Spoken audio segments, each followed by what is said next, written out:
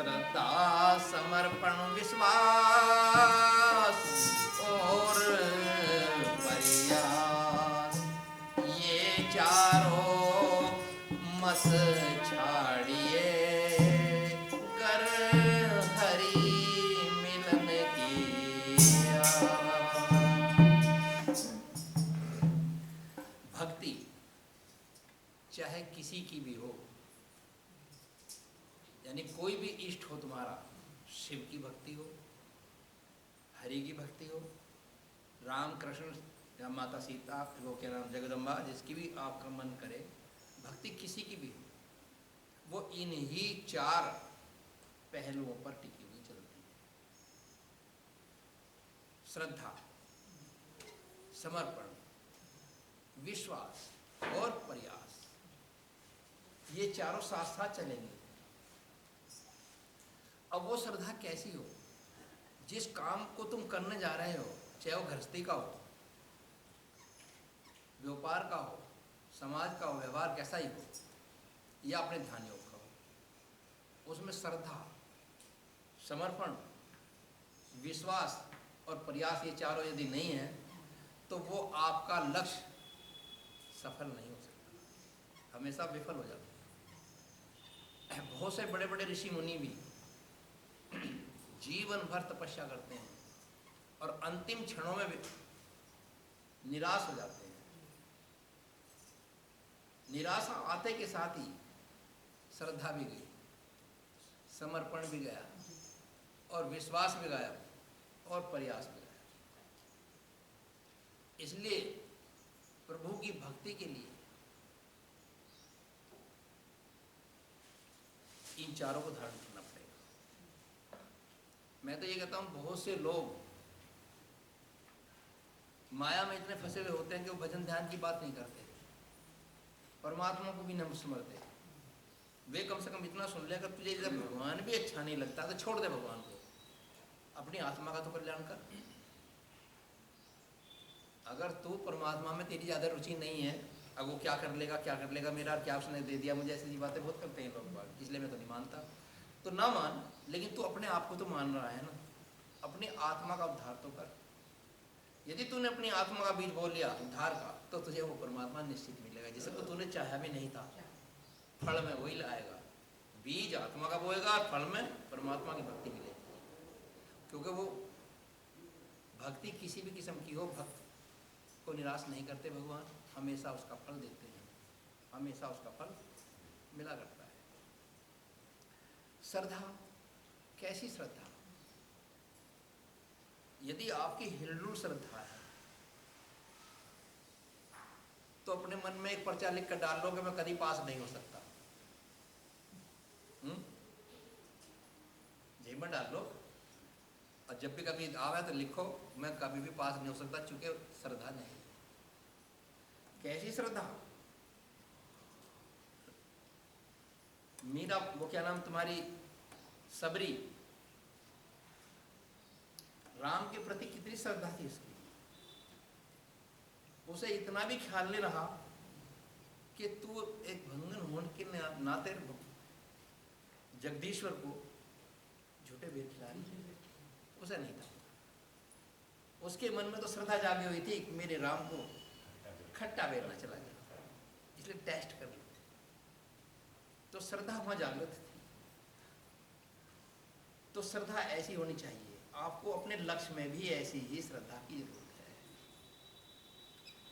समर्पण, समर्पण हनुमान का था, उसके बराबर किसी का समर्पण नहीं हुआ। जब जब राम पर कष्ट आया, आज के भक्तों पर की भाषा तो ऐसी है, स्थिति ऐसी है, या मान लीजिए गुरु में उनकी पूर्ण श्रद्धा होती है, लेकिन कोई गुरु पर संकट आया तो वो गुरु को बता के जाए, गुरु जी मैं यो लिया हूँ, गुरु जी मैं तुम्हारे लिए ये करूँ, सेवा करूँ, तो मैं क्या दवाई लाऊं गुरु जी। तो ये सब बातें क्या है? ये एक औपचारिकता मानी जाती है, या चाटुकारिता समझ लीजिए। रामचंद्र जी के बारे में कभी भी हनुमान ने को आदेश देने की जरूरत नहीं पड़ी भगवान राम को कि तू ऐसा कर ले। जब उनके हाथ लक्ष्मण को मूर्छा आई, राम तो उसके हिल्ले में लग गए अपने भाई के दुख में, और हनुमान जी सर फूट लिए संजीवनी लाने के लिए, कोई आदेश नहीं था ना। तो वो सतोगुणी समर्पण था, वो सात्विक था। और सात्विक समर्पण कभी नश्वर नहीं होता, वो कभी नष्ट नहीं होता। नश्वर होता है रजोगुणी और तमोगुणी। जहां जहां भी सतोगुण रजोगुण और तमोगुण समाये हुए होंगे, चाहे वो भक्ति में हो, धर्म में हो, या किसी भी कर्म में, ये दोनों को विनाश ही करेंगे या फल विपरीत देंगे। अगर सात्विक चीज, सात्विक सत्य है, श्रद्धा सत्य है, समर्पण सत्य है, और तुम्हारी लगन सत्य है, तो निश्चित ही फल मिलेगा, देर भले लग जाए। तो समर्पण हनुमान का था। नाग फांस में डस लिए राम और लक्ष्मण, कौन आदेश दे? सब घूम आपस में लग रहे हैं। जामवंत कह रहे भाई अब कैसे होगी, बाली जी कह रहे हैं, वो सुग्रीव जी, अरे भाई कैसे करें, कहाँ से वैद लाएं, ये तो हम जंगल में हैं, मतलब ऐसी स्थिति में पड़े हुए हैं कि हमारा तो यहाँ कोई है ही नहीं इस लंका में, ये क्या होगा कैसे होगा, सब इसी के विचार में लगे हुए हैं, सब विचारों में लगे हुए हैं। और सब सलाह देने वाले, उसमें सलाह बहुत आती है, सलाह देने वाले बहुत आते हैं, करने वाले नहीं आते। लेकिन हनुमान जी को सलाह दी, आदेश दिया किसी ने, पता चला रे हनुमान जी को तो ढूंढ लो, कहाँ है, पता चला वो तो उसको लेकर आ रहे हैं, गरुड़ जी को, वो तो गरुड़ जी को लेकर आ रहे हैं। क्योंकि वहां कैसा समर्पण था? सात्विक। सात्विक समर्पण किसी के भरोसे पर नहीं टिकता। रजोगुणी और तमोगुणी समर्पण भरोसा ढूंढता है, कोई आधार ढूंढता है। सात्विकता किसी भी चीज की सत्यता हो, वो भरोसा नहीं ढूंढती कि उसके भरोसे पर चलूंगी, वो तो निकल गए, मुझे तो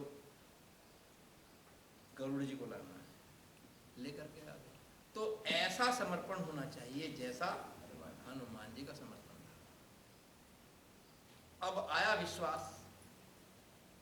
जब ये दोनों चीज भी आपकी कायम में अब है, आप इनमें सुदृढ़ हैं, अपने आप के अंदर पूर्ण भरोसा है अपने आप ऊपर, पूर्ण यकीन अपने आप का, तब ही आपका विश्वास निकलेगा। विश्वास भी दो तीन बातों में ढलता है, सतोगुणी, रजोगुणी और तमोगुणी। जो सात्विक विश्वास होता है वो आत्मिक होता है, वो आत्मा से निकलता है, उसकी तरंगों में आत्मा की शक्ति ऊर्जा शामिल होती है। और जो रजोगुणी होता है उसके अंदर मन, और जो उसके अंदर मन, और तीसरा जो है तमोगुणी, वो बुद्धि का होता है। इसलिए विश्वास रजोगुण और तमोगुण दोनों डोल जाते हैं। और यदि आत्मिक है तो आत्मा की ऊर्जा न तो नष्ट होती है और ना कभी डोल सकती है। इसलिए आत्म ऊर्जा को जगाना ही सर्वश्रेष्ठ है। और जिसकी आत्म ऊर्जा जाग जाती है तो उसकी शरीर की सारी बॉडियां, सारे शरीर की ऊर्जा, सब कुछ जागृत होता चला जाता है। बुद्धि भी जाग गई, प्रज्ञा भी जाग गई, ऋतंभरा ऋत विद्या भी जाग गई, और जो ब्रह्म भाषा, ब्रह्म भावना जिसमें होती है वो भी जाग जाती है। कब? आत्मिक ऊर्जा होने से। जैसे कोई जहाज अंग्रेजों का दूसरे मुल्क से आता हुआ हिंदुस्तान के समुद्र के किनारे पर आकर लगा, लेकिन लगते लगते ही वो जहाज खराब हो गया। जब खराब हुआ तो अब उसने ड्राइवर ने दोबारा देखा, स्टार्ट करके, बात क्या, मैंने रोका नहीं जहाज, अपने आप बंद हो गया। अब वो उसकी खोज में लगा, उसके इंजीनियर साथ होते थे पानी के जहाज के, तो उसका कहाँ से खराब हुआ उसको पता नहीं लगा। जब पता नहीं लगा तो उन्होंने कहा यात्रियों से कहा, भाई सभी यात्री 3 घंटे तक कहीं भी जा सकते हैं, क्योंकि इस जहाज में कम से कम 3 घंटे लगेंगे। आप यहाँ से कहीं भी घूम सकते हैं, टहल सकते हैं, अपना समय पास कर सकते हैं, पेड़ों के नीचे बैठ कर अपना विश्राम कर सकते हैं, क्योंकि समय लगेगा। तो वो तो जहाज पे इंजीनियर्स लोग अपने उसकी सुधार में लग गए। उसी जहाज के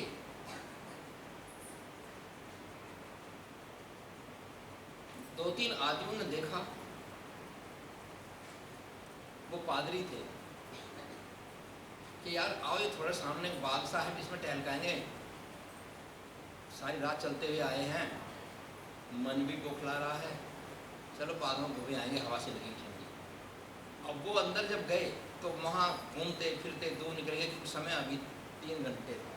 और वो जब उन्होंने जाकर के वहाँ देखा, एक जगह 3 आदमी खड़े हैं और हाथ जोड़ो खड़े हैं।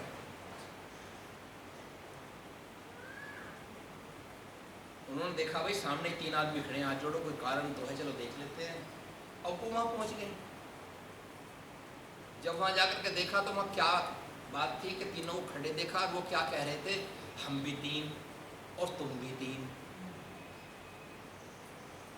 हम भी 3 और तुम भी 3, और हम भी 3 है और तुम भी 3 है, तुम भी 3 हो। उसने पूछा पादरी जी ने, अरे भाई तुम ये क्या कह रहे हो कि हम भी 3 तुम भी 3? उनका मंत्र जाप कर रहे हैं। उन्होंने काहे का मंत्र जाप कर रहे हैं? उनका हमें नहीं पता किसका कर रहे हैं, हम भाई इतना कर रहे हैं, हम भी 3 हैं, 3 बैठे महात्मा, 3 खड़े हैं, और तुम भी 3, हम 3 कह रहे हैं ब्रह्मा विष्णु महेश को, हम भी 3 है तुम भी 3 हो, हम भी 3 और तुम भी 3। तो वो इस मंत्र की उन्होंने क्या बांध रखी थी, डोर। अब पादरी जी ने सोचा बड़ा बेवकूफ है तीनों, जो भी कोई मंत्र है, कोई स्तुति नहीं, कोई वंदना नहीं, कोई इबादत नहीं, ये क्या बेवकूफ़ी कर की इन्होंने। कह लगे भाई ये हम भी 3 तुम भी 3 से कुछ नहीं मिलेगा,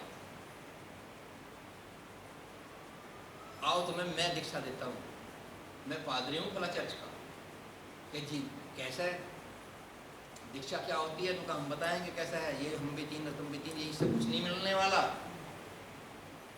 लेकिन उसके हम भी 3 और तुम भी 3 कहने में इतनी श्रद्धा थी, इतना समर्पण था, या इतना विश्वास अटूट जिसे कहना चाहिए था, कि उसकी उस अटूटता के कारण उनकी आत्मिक ऊर्जा सारे शरीर में उत्प्रोत हो चुकी थी। तो वो इस बात को जान चुके थे हमें इसी से मिलेगा, हम भी 3 और तुम भी 3। अनपढ़ थे और कुछ जानते नहीं। अब चूंकि जिस विषय में उसका किसी का भी लक्ष्य स्थिर हो जाता है